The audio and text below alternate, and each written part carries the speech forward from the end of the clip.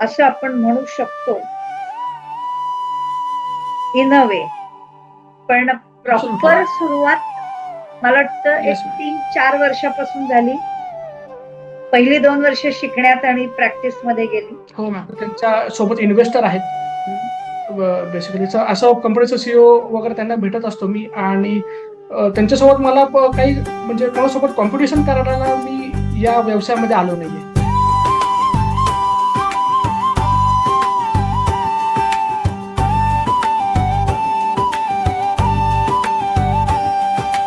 यशस्विता अलगद दे अपयशातूनही यश घडवी यशोशिखरी मन स्थिरवी हाती असू द्या यश मिळवण्या अशी ही यशाची गुरु किल्ली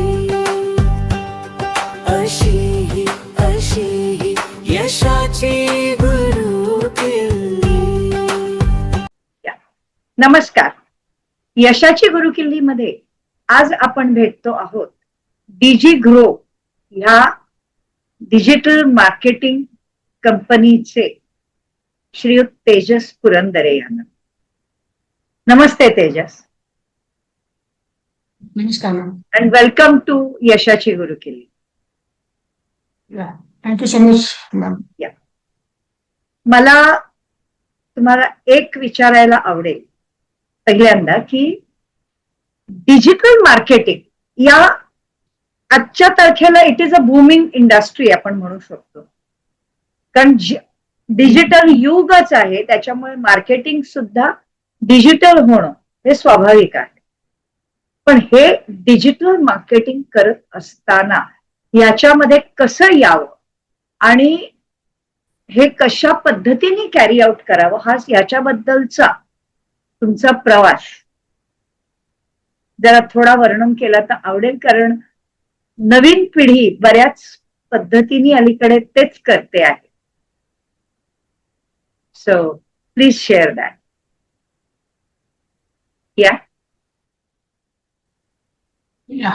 हो मॅम, मला नक्कीच आवडेल आणि थँक्यू सो मच मला इन्व्हाइट केल्याबद्दल. आणि हे मी आयटी मध्ये जॉब करत होतो आणि आयटी मध्ये जॉब करत असताना आपल्या सगळ्यांनाच माहितीये की मार्च मध्ये कोरोना आला होता. हो. त्याच्यामुळे कोरोना आल्यानंतर ऍक्च्युली प्रोजेक्ट नव्हते काही आमच्याकडे. त्याच्यामुळे त्याच्यामुळे मी विचार केला की आपल्याला काय आणखी डिजिटली आपल्याला काय करता येईल, कारण सगळेच लॉकडाऊनमुळे ऑनलाईन सगळं चालत होतं. त्याच्यामुळे माझी जर्नी त्यापासून सुरू झाली. मग मी ऑनलाईन क्लासेस केले, डिजिटल मार्केटिंगचे स्वतः शिकून घेतलं आणि त्याच्यानंतर हे डेव्हलपर होतं, रिअल इस्टेट डेव्हलपर. तर त्याच्यामध्ये 1 वर्ष मी फ्री ऑफ कॉस्ट काम केलं, जस्ट फॉर द एक्सपिरियन्स आणि स्किल्स डेव्हलप करण्यासाठी. तर असा माझा प्रवास सुरू झाला आणि त्याच्यानंतर जसं कोरोना संपला त्याच्यानंतर ऑफलाईन कोर्स केला, परत advance marketing, advance digital marketing आणि गुगल ऍड्स या संदर्भात. आणि त्याच्यानंतर मला क्लायंट्स मिळत गेले बेसिकली. त्यामुळे म्हणजे पहिला क्लायंट होता युएसचे होते क्लायंट्स आणि त्यांचं हॉटेलची चेन होती बेसिकली. तर ते माझं पहिलं प्रोजेक्ट होतं ऍज अ ग्राफिक डिझायनर आणि 16,000 रुपये ते माझी फर्स्ट इन्कम होतं ऍज अ डिजिटल मार्केटर म्हणून. ओके. आणि तेव्हापासून ही जर्नी चालू झाली. नंतर मग वेगवेगळ्या फील्ड्समध्ये लोकांना हे गाईड केलं. फॉर एक्झाम्पल ज्वेलरीज झालं, नंतर बाकीचे इन्शुरन्स, अशा विविध फील्डमध्ये लोकांना गाईड केलं आणि हा प्रवास असा चालू झाला. त्याच्यानंतर मध्य काळामध्ये काम करत असताना काही अवॉर्ड्स पण मला मिळाले त्याच्यामुळे. आणि त्याच्यानंतर रिसेंटली आता मी एक बुक पण लिहिले, ते पण पब्लिश झाले Amazon वरती. ओके. की जेणेकरून लोकांना माहिती मिळू दे आणि त्यांचा बिझनेस ग्रो व्हावा. ओके. एवढीच माझी इच्छा आहे. त्याच्यामुळे ते असं काम चालू झालं. That's wonderful. म्हणजे छान इन्स्पायरिंग प्रवास आहे. आणि मला आणखीन एक गोष्ट ह्याच्यामधून आवडेल समजायला. डिजिटल मार्केटिंग मध्ये गोष्ट अशी की लोकांचं असं मत असतं की भरपूर असा म्हणजे आकाशातून पैसा पडतो वगैरे. तर तशी परिस्थिती खरंच असते का? बिलकुल नाही. आपण जे शिकतो आणि ऍक्च्युअल फील्डमध्ये काम करणं, प्रोजेक्टवरती काम करणं हे दोन्ही वेगळ्या. म्हणजे मी म्हणजे बरेचशा मुलांना बघितलं की की माझा मित्र डिजिटल मार्केटिंग करतो म्हणून है ना मला पण करायचंय. हा त्याच्यामुळे किंवा ह्याच्यामुळे जास्त पैसे आहेत हा आणि आपण आपली एजन्सी किंवा कोर्स झाल्यानंतर कंपनी उघडू शकतो. हा हा असं हे लोकांचा थॉट प्रोसेस असते. हा त्यामुळे तसं बिलकुल नाहीये. ह्याच्यामध्ये बेसिकली पहिलं म्हणजे लागतं तुम्हाला राईट नॉलेज आणि त्यासोबत लागतं की पेशन्स. ह्याच्यामध्ये बरोबर. सतत तुम्हाला अपडेट करावं लागतं स्वतःला. हम्म. आणि त्याच्यामुळे बरेचसे मी मीटिंग्स वगैरे करतो. लोक स्टार्टअप्स लोकांना भेटतो तर मला हेच ऐकायला मिळतं की त्यांनी सुरू केलं होतं म्हणून मी सुरू केलं आणि हे आता मी लॉसमध्ये आहे. आणि त्याच्यामुळे आणखीन मी एक गोष्ट मला हे होईल की पुष्कळ लोकांचा असा अनुभव असतो की आम्ही डिजिटल मार्केटिंग करतो म्हणून कोणीतरी येतं एखाद्या बिझनेसमन कडे, ते सांगतं की आम्ही हे करून देऊ ते करून देऊ, मोठी मोठी प्रॉमिसेस देतात, त्याच्याकरता भरपूर पैसा घेतात, मात्र रिझल्ट शून्य दिसतो. आणि मग त्या उद्योजकांना वाटतं की आपण आपले पैसे पाण्यात घालतो. तर अशा घटनांबद्दल तुमचं काय मत आहे?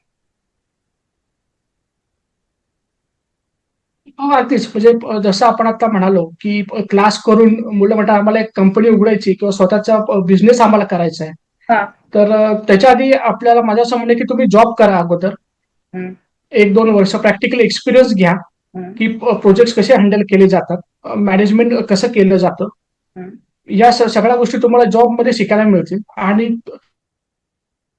त्याच्यानंतर तुम्ही तुमचा जो काही बिझनेस आहे, एजन्सी आहे किंवा कंपनी आहे ते तुम्ही सुरू करू शकता. त्याच्यामुळे आता मी पण सेम तसंच केलं. आधी मी फ्रीलान्सिंग प्रोजेक्ट्स वरती आधी काम केलं. माझे स्किल्स स्ट्रॉंग केले, अपडेट केलं स्वतःला. अजूनही अपडेट करतोय मी.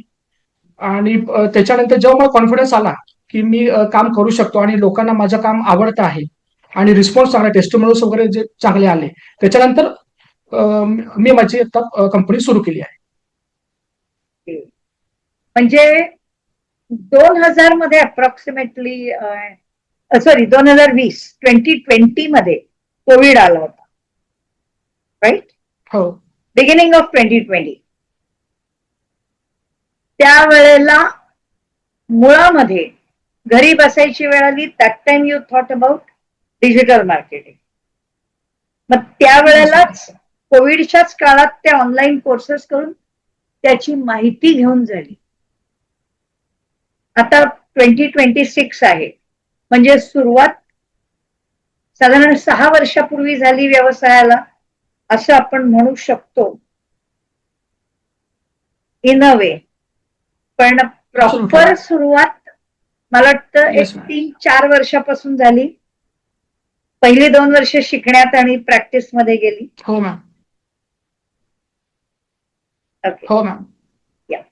तर आता 4 वर्ष जुना हा तुमचा व्यवसाय आहे, बरोबर? हो. आणि हो. इंडस्ट्रीमध्ये 40-40, 50-50 वर्ष जुने मार्केटिंग करणाऱ्या ऍडव्हर्टायझिंग एजन्सीज आहेत, छान नावाजलेल्या.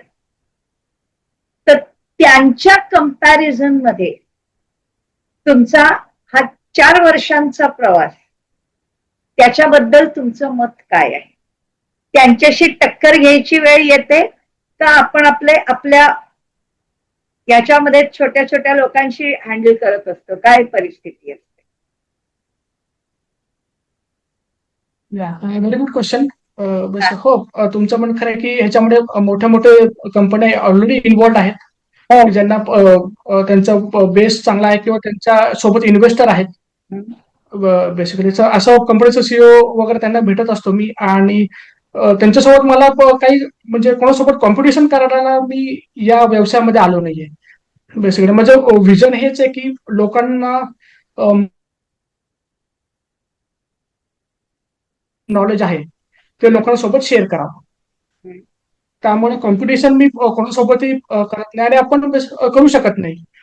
कारण Right. आपण जेवढं हे करू, मोठं करू, तर त्यांच्यासोबत नाही. त्याच्यामुळे मला नाही वाटत काही कॉम्पिटिशन करून काही उपयोग आहे. तेच काही गोष्टी आपली छोटी कंपनी आहे त्याच्यामुळे आपण जो हेरार्की आहे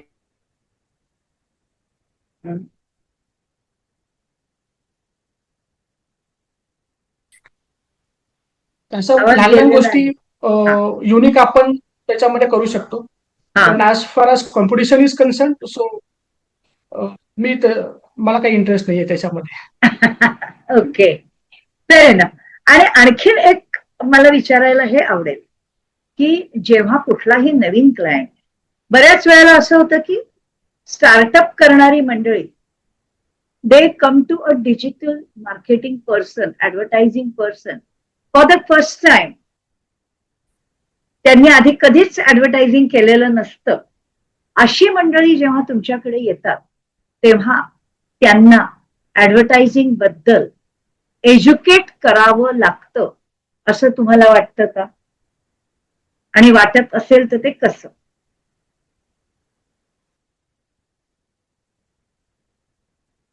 एज्युकेट त्यांना करावं लागतं, त्यांना सगळं समजून सांगावं लागतं.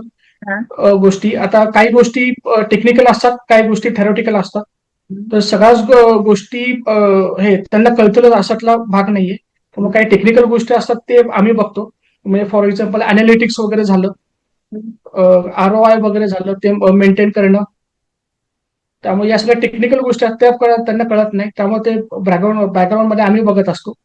आणि त्यांना समजून सांगतो बेसिकली त्यांचा बिझनेस काय आहे तो आम्ही आधी समजून घेतो. त्यांना ऍक्च्युली त्याची गरज आहे का आता फेसबुक ऍड करण्याची. हो, कारण एक एक्झाम्पल द्यायचं म्हटलं तर एक कंपनी होती, स्टार्टअप होतं बेसिकली, आणि त्यांचं नुसतंच अकाउंट झालं होतं त्या फेसबुकवरती, आणि त्यांना फेसबुक ऍड्स करायचं ते म्हणत होते. आणि हे त्याच्यामुळे ते तसं नसतं, त्यामुळे ते सगळं चेक करावं लागतं आणि तुम्हाला ऑर्गॅनिकली ग्रो करावं लागतं, आणि त्याच्यानंतर मग आपण ऍड्स लावू शकतो. त्यामुळे ह्या सगळ्या गोष्टी त्यांना सांगायला लागतात, आणि ज्या टेक्निकल गोष्टी आहेत ते आम्ही बघतो. Okay, that's wonderful. आता आणखीन एक म्हणजे डिजिटली जेव्हा आपण ऑनलाईन मार्केटिंग कुठल्याही गोष्टींचं करतो, तर कुठल्या कुठल्या गोष्टी ऑनलाईन प्रमोट करता येतात आणि कुठल्या गोष्टींना ऑनलाईन प्रमोशन उपयोगाचं नसतं, ह्याच्यामध्ये काही फरक आहे का? मॅम जास्त फरक नाही, कारण आता आपण बघितलं की सगळं डिजिटली झालेले, आणि सगळ्यांना आहे ना, सगळे ऑनलाईन येतात बेसिकली. तो क्राऊड सगळा ऑनलाईन आहे जास्त. आणि कसं म्हणजे डिफरन्शिएट मला नाही वाटतं की आपण करू शकतो त्याच्यामध्ये. कारण आता फॉर एक्झाम्पल अमेझॉनचं वगैरे घेतलं आपण, तर त्याच्यामुळे तुम्हाला सगळे व्हरायटी ऑफ प्रोडक्ट्स आणि सगळे तुम्हाला कमी किमतीत मिळतात. हो. त्याच्यामुळे मला नाही वाटतं की असं डिफरन्शिएट करू शकतो. मग 90% ऑफ द बिझनेस इज मला वाटतं ऑनलाईन आहेत किंवा येण्याचा प्रयत्न करतायत. मला वाटतं अवघड कोविडच्या काळानंतर आमच्यासारखे लोक तर भाज्या पण ऑनलाईन घ्यायला लागलेले. अगदी झोमॅटो आहे, स्विगी आहे, बाजारात जाऊन त्यामुळे भाजी सगळं आणणं, ग्रोसरी आणणं हा सगळा विषय संपलेला आहे. हो, झोमॅटो आहे, स्विगी आहे, त्यामुळे सगळं आता ऑनलाईन झालेलं आहे. हो, त्याच्यामुळे पण या डिफरन्शिएट करणं ऑनलाईन तसं मध्ये अवघड आहे. मला वाटतं जेवढे फायदे आहेत ना तेवढं नुकसान पण आहे ना. विशेषतः भाजी, ग्रोसरी या सगळ्या गोष्टी जेव्हा आपण प्रत्यक्षात दुकानात जातो तेव्हा आपण त्या गोष्टींचं फील करतो आणि मग Yes. आपण चूज करतो. बाजारात गेल्यावरती ते तांदूळाच्या गोणीतून बघतो ही गोण बरी आहे का, ते बरं आहे का, ते बरं आहे, आणि then we pick, choose and pick. ती फॅसिलिटी ऑनलाईन मध्ये मिळत नाही. याच्याबद्दल काय म्हणणं? ऍब्सोल्युटली. कपडा खरेदी करायला हो. जातो, ते तुमचं- तपासून बघतो, ते रेडीमेड घेताना हो नाही जमत. ऍब्सोल्युटली. हो, रेडीमेड घेताना तो एक्सपिरियन्स आपल्याला मिळत नाही जो आपल्याला ऑफलाईन मिळतो जेव्हा आपण व्हिजिट करतो एखाद्या शॉपमध्ये वगैरे. तो एक्सपिरियन्स म्हणजे वेगळाच असतो. हम्म. तर तो ऑनलाईन मध्ये मिळत नाही, हे अगदी खरं आहे. पण मग तरीही ऑनलाईन ऑफलाईन पेक्षा बेटर आहे. ते कसं? कारण मॅम ह्याच्यामध्ये आपलं एफर्ट्स वाचतात हम्म. आणि दुसरी गोष्ट म्हणजे आपला टाइम ह्याच्यामध्ये वाचतो. हा. आणि तिसरी गोष्ट म्हणजे आपल्याला व्हरायटी मिळते. हम्म. आपल्याला व्हरायटीज भरपूर मिळतात ऑनलाईन मध्ये ऍज कम्पेअर्ड टू ऑफलाईन. त्यामुळे त्याचे फायदे पण आहेत आणि त्याचे तोटे पण आहेत की तो एक्सपिरियन्स तुम्हाला मिळत नाही जो ऑफलाईन मध्ये तुम्हाला मिळतो ओके. प्रॅक्टिकली. त्यामुळे तो हा एक तोटा पण आहे त्याचा आणि फायदे पण आहेत. येस. आता आणखीन मी तुम्हाला आता एक विचारेन की नवीन उद्योजकांनी जेव्हा डिजिटल मार्केटिंग करणार, बिकॉज ना आय थिंक तुम्ही पुण्यात आहात, राईट? Yes ma'am. उद्योजक सगळीकडे आहेत, म्हणजे भारतभर काय जगभर नवीन उद्योजक असतात. मराठी येणार कोणीही कुठूनही बघेल आपला शो. तर त्या लोकांसाठी ते सगळे काय तुमच्याकडे येऊ शकणार नाहीत, पण ते जेव्हा डिजिटल मार्केटिंग करणारा माणूस शोधतील तेव्हा त्यांनी कशा टाईपची व्यक्ती शोधावी ह्याच्याबद्दल तुमच्या काय सूचना आहेत?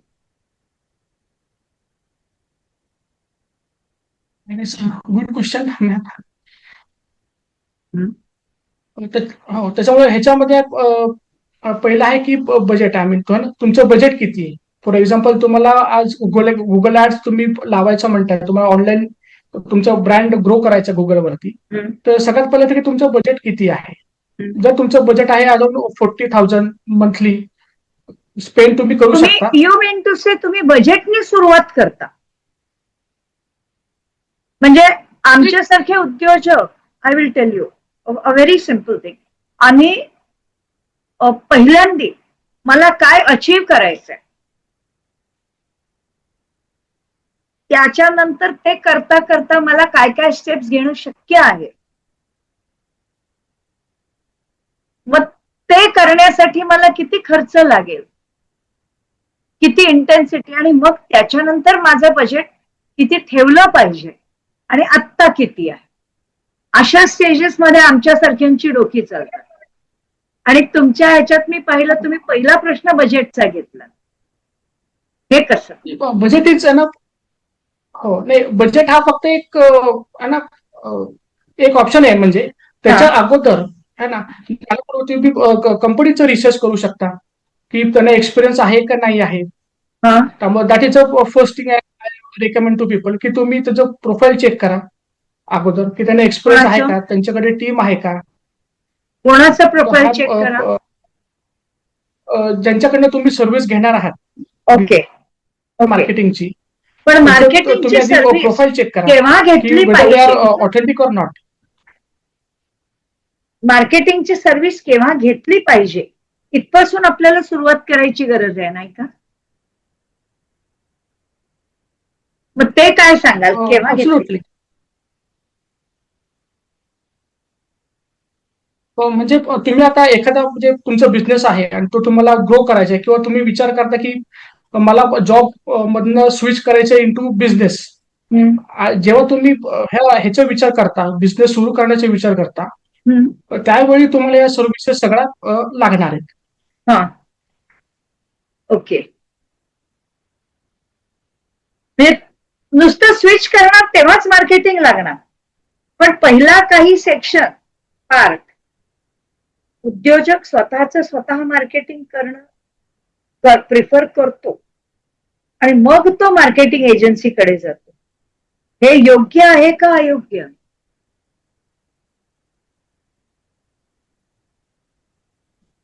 उद्योजकाच्या म्हणजे दृष्टीने आताच्या काळात येस, आताच्या काळात तसं बघायला गेलं तर हे जो बिझनेस होणार आहे बेसिकली, तर त्याला पण थोडीशी डिजिटल मार्केटिंगची बेसिक माहिती असणं आवश्यक आहे. हम्म.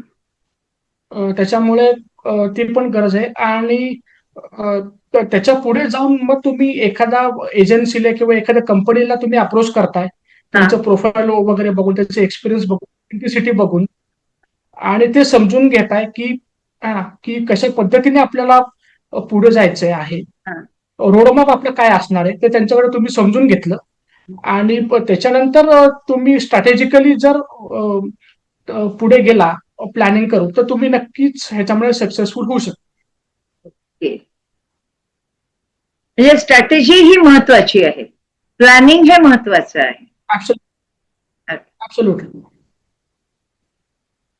आणि त्याच्याच बरोबर I would also ask you one thing, की समजा एखाद्याची सर्व्हिस आहे किंवा प्रॉडक्ट आहे, तर डिजिटली मार्केट करताना काय गोष्टी हायलाइट केल्या पाहिजे, याच्याबद्दल तुम्ही काय एज्युकेट करता लोकांना?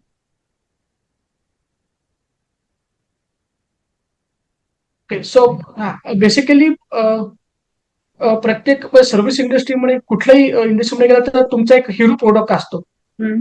म्हणजे जो प्रोडक्ट की जास्त विकण्याची शक्यता असते किंवा तो जास्त विकला जातोय, तर त्या हिरो प्रोडक्टला आम्ही म्हणतो की त्याला हायलाइट करा. की तो जास्त विकतोय किंवा त्याच्यामध्ये तुम्हाला जास्त प्रॉफिट मार्जिन मिळणार आहे. ओके. आणि लोकांची गरज पण आहे. तर असं आम्ही सजेस्ट करतो, जे काय तुमचं एक प्रोडक्ट तुम्ही निवडा की जो तुम्हाला वाटतंय की हा लोकांचा प्रॉब्लेम सॉल्व्ह करू शकतो, आणि ह्याच्यामुळे तुम्हाला हे जास्त मार्जिन मिळू शकतं. तो एक प्रोडक्ट तुम्ही सिलेक्ट करा आणि त्याला तुम्ही हायलाइट करा आणि त्याला तुम्ही मार्केट करा. ओके. पण एकच प्रोडक्ट सिलेक्ट करा असं सुचवता तुम्ही? एखाद्याचे 10 प्रोडक्ट असतील तर? हायलाइट एकच प्रोडक्ट करा. ओके. तुम्ही जे तुमचे मेन प्रोडक्ट असतील, एक जसे 2 असतील, जे काय तुमचे प्रोडक्ट असतील, मेन सर्व्हिसेस, त्याला तुम्ही हायलाइट करा. ओके. आणि त्याच्यानंतर तुम्ही बाकीचे सर्व्हिसेस त्यामध्ये ऍडिशनली घेऊ शकता. म्हणजे पहिल्यांदा 1-2 प्रोडक्ट हायलाइट करून स्वतःचा ब्रँड एस्टॅब्लिश करा, आणि मग त्या ब्रँडच्या अंडर बाकीचे एक आणत चला हायलाइट करा, असं म्हणायचंय का? कारण पर्सनल ब्रँड स्वतःच्या बनवणं खूप महत्वाचं आहे, की जेणेकरून लोक तुमच्यावर विश्वास ठेवतील आणि तुमची क्रेडिबिलिटी वाढेल बेसिक, आणि त्याच्यानंतर तुमचा बिझनेस ग्रो होतो. त्याच्यामुळे हे पर्सनल ब्रँड आधी होणं महत्वाचं आहे, स्वतःला त्या लेवलला तयार करणं ते आधी महत्वाचं आहे. ओके. आणि आणखीन एक येतं की डिजिटल मार्केटिंगच्या मध्ये सोशल मीडिया मार्केटिंग ही जी ब्रांच आहे, ही आजकाल खूप, it is a booming branch if I mistake not, and I think you are also doing a big work in to that, बरोबर?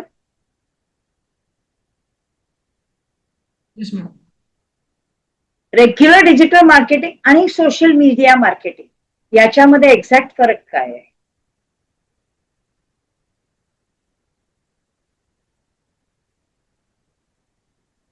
डिजिटल मार्केटिंग त्याच्यामध्ये सगळे सर्व्हिसेस तुमच्या आल्या, फॉर एक्झाम्पल वेबसाईट आले, गुगल आले, सोशल मीडिया पण त्याच्यामध्ये येतं. आता ह्या ज्या सगळ्या हे आहेत, एसईओ आलं त्याच्यामध्ये. So digital marketing is very big kind of topic, आणि त्यातच एक टॉपिक आहे तो म्हणजे सोशल मीडियाचा. त्यामुळे प्रत्येकाचं इम्पॉर्टन्स वेगवेगळं आहे आणि स्ट्रॅटेजी आणि प्लॅनिंग करण्याची पद्धत पण वेगवेगळी आहे. तर प्रत्येक इंडिव्हिज्युअल ह्याचं महत्व आहे प्रत्येकाचं, आणि त्याप्रमाणे आपल्याला ते हँडल करावं लागतं. ओके. सो आता I would also ask you की यंगर जनरेशनला, म्हणजे you are also in the same generation, but आता नवीन उद्योगात येणारी मंडळी, 18, 19, 30 वर्षाची मुलं जे जस्ट एज्युकेशन संपलं आणि धंद्यात उतरतायत, या लोकांच्या करता म्हणजे जेन झी, त्यांच्यासाठी what exactly would you like to say? हो, त्यांच्यासाठी हे सांगेन की तुम्ही पेशन्स ठेवा, कारण जसं आपल्याला माहिती आहे की आता पेशन्स थोडा कमी आहे यंग जनरेशन मध्ये. त्यामुळे पेशन्स तुम्ही ठेवा आणि तुमचे स्किल्स, राईट स्किल्स तुम्ही डेव्हलप करा. तर ह्या दोन गोष्टी महत्वाच्या आहेत त्याच्यामध्ये. ओके. आणि सगळ्यात महत्वाचं म्हणजे की हे आहे ना, इकडे करा, म्हणजे आपल्याला काय करायचं आहे, आपल्याला कशात इंटरेस्ट आहे, आपण काय करू शकतो आणि जगामध्ये मार्केटमध्ये डिमांड कुठली चालू आहे, ओके. हे जर तुम्ही नीट अभ्यास केला आणि त्याप्रमाणे जर का तुम्ही हे केलं, आपण नक्कीच त्याच्यामध्ये सक्सेसफुल होऊ शकतो. परफेक्ट. म्हणजे यू मीन टू से की बरेच लोक मला हे येतं म्हणून मी हा धंदा करतो असं म्हणतात. तसं न करता डिमांड काय आहे हे पाहून करा. हे ऍज अ डिजिटल आपल्याला आवड कशामध्ये आहे, ऍडवाइस. हा आपल्याला आवड कशामध्ये आहे, आपण काय करू शकतो, हा आपण किती रिस्क घेऊ शकतो. त्याच्यामुळे रिस्क पण बिझनेसमध्ये मोठा फॅक्टर असतो. त्याच्यामुळे कॅल्क्युलेटर रिस्क आपल्याला घ्यावे लागतील त्याच्यामध्ये. आणि माझ्या स्किल्स काय, मला काय आवडतं, त्याच्यावर जर विचार केला आणि त्याप्रमाणे जर का तुम्ही बिझनेस चालू केला तर तो नक्कीच सक्सेसफुल होऊ शकतो. Okay. That is a wonderful thing.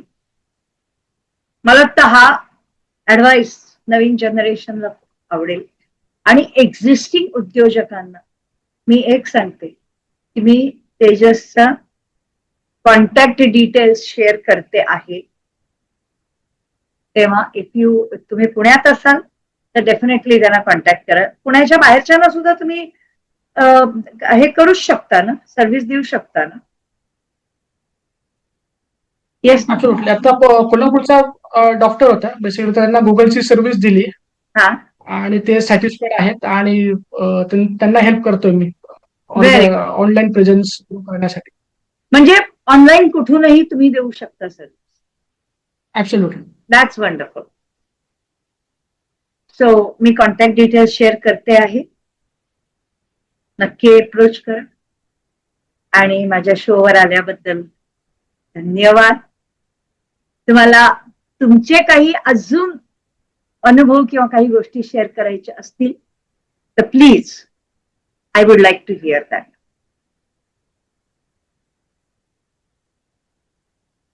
या.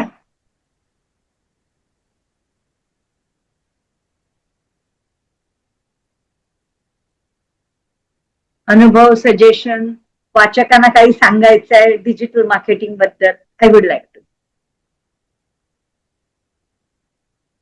या ऍब्सोल्युटली. म्हणजे मी हेच सांगेन की हे म्हणजे एज्युकेट करा स्वतःला. ना तुम्ही बिझनेस होणार असाल तरी एज्युकेट करा, आणि तुम्ही एक एजन्सी वगैरे किंवा कंपनी वगैरे असाल किंवा फ्रीलान्सिंग काम करा तरी स्वतःला एज्युकेट करत राहा आणि अपग्रेड स्किल्स वाढवत राहा. Right. That's the most important thing. So keep upgrading, keep educating, and keep digitally alert. ChatGPT, AI ह्याच्याबद्दल आता डिजिटल मध्ये ते खूप यायला लागलेलं आहे. Right? Yes, absolutely. Absolutely. Google Gemini आहे आणि ChatGPT आहे, इट नंतर इज गॉट व्हेरी आहे. User friendly if I mistake not. Yes, absolutely. पण मग त्या पण एआय ह्याच्यामध्ये आल्यामुळे एक आहे, एक एआय आल्यामुळे डिजिटल मार्केटिंग करणाऱ्यांच्या पोटावर पाय येऊ शकतो असं लोक म्हणतात. त्याच्याबद्दल काय म्हणणं आहे? हो, म्हणजे पाय येऊ शकतो जर का तुम्ही स्वतःला अपग्रेड नाही केलं एआय सोबत, तर नक्की तो पाय येऊ शकतो तुमच्यावर. जर का तुम्ही स्वतःला अपग्रेड केलं विथ की एआय कसं वापरायचं आणि हाऊ कॅन यू ब्लेंड आहे ना व्हिडिओज विथ एआय, तर ते जर तुम्ही शिकला तर नक्कीच तुम्हाला त्याच्यामध्ये ग्रोथ आहे. जास्तच व्हेरियस टूल्स आहे की जे मी आता वापरतो. आपलं गुगल जेमिनी आहे ना, तर ते हे गुगलचं आहे, त्यामुळे ट्रस्टेड प्रोजेक्ट आहे आणि ते तुम्ही वापरू शकता. कारण ते मी सजेस्ट करतो सगळ्यांना, कारण आपलं गुगलकडे आपली सगळी माहिती असते, आपलं ईमेल असतं, आपला डेटा असतो. त्याच्यामुळे जर का तुम्हाला हे एआय वरती हे करायचं तर फोकस ऑन गुगल जेमिनी आहे.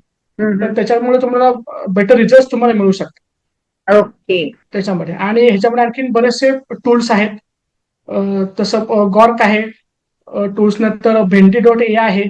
जर का तुमचं बिझनेस वगैरे असेल आणि फॉलोअपसाठी जर का तुम्ही बघत असाल की ऑटोमेट मला करायचा माझा बिझनेस, तर भेंडी.ai तुम्ही युज करू शकता फॉर फॉलोईंग, ओके. फॉलो आणि हे करण्यासाठी. डिजिटल मार्केटिंग हो, करणारे बरोबर करू आहे. शकतात का उद्योजक करू शकतात स्वतः?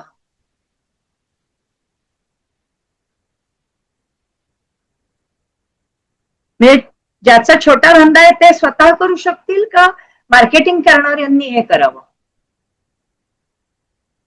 एजन्सीनी? काय प्रमाणात ओके, हा, काही प्रमाणात आपण करू शकतो स्वतः पण.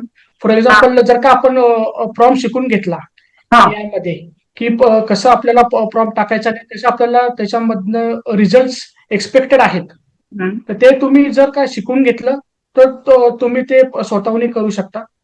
आणि जर का तुम्हाला ते माहिती नसतील की प्रॉम्प्ट्स काय आणि कसं तुम्ही त्यातनं बेटर रिझल्ट काढू शकता आणि AI ला ब्लेंड करू शकता, तर मग तुम्ही फ्रीलान्सिंग किंवा जे काही मार्केटिंग एजन्सी आहे त्याच्याकडे तुम्ही अप्रोच झालेलं it will be much useful. Okay, that's great. Okay, so आज इथे थांबूया. आणि हो, आम्ही लवकरच काही आणखीन डिजिटल मार्केटिंग रिलेटेड असे काही पॉडकास्ट घेऊन तुमच्या भेटीला येणार आहोत. ते लवकरच चालू करतो आहोत. तोपर्यंत धन्यवाद आणि यशाची गुरुकिल्लीमध्ये आल्याबद्दल पुन्हा एकदा आभार. नमस्कार. Thank you so much ma'am. Thank you for inviting me. Yeah, thank you so much. Welcome. Yeah, bye.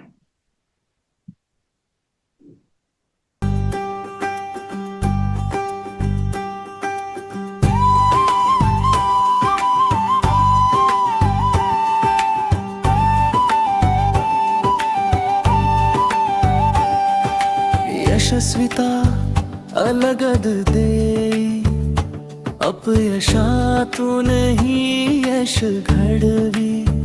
यशोशिखरी जी मन स्थिरवी. हाती असू द्या यश मिळवण्या.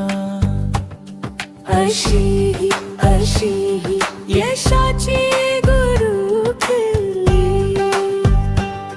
अशी ही यशाची गुरुकिल्ली. हे म्हणजे एज्युकेट करा स्वतःला. है ना, तुम्ही बिझनेस ओनर असाल तरी एज्युकेट करा, आणि तुम्ही एक एजन्सी वगैरे किंवा कंपनी वगैरे असाल किंवा फ्रीलान्सिंग काम करा तरी स्वतःला एज्युकेट करत राहा आणि अपग्रेड स्किल्स वाढवत राहा. राईट.